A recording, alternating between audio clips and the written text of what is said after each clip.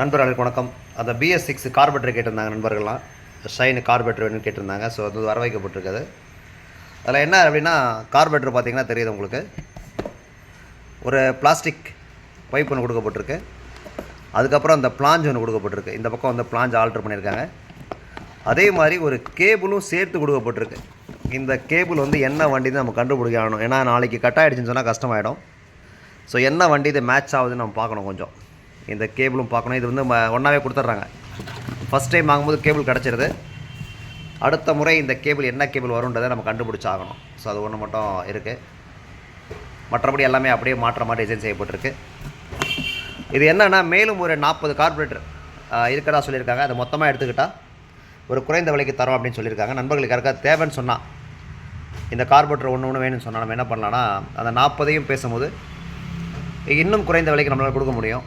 எனவே நண்பர்கள் வந்து தேவைப்பட நண்பர்கள் தேவைன்னு சொன்னிங்கன்னா நம்ம புக் பண்ணி அந்த மீதம் இருக்கக்கூடிய 40ஐயும் வாங்கிக்கலாம்.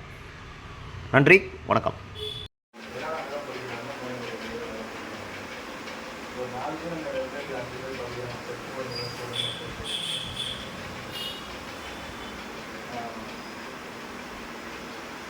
இது முத்துசாமி என்ன ஆச்சு?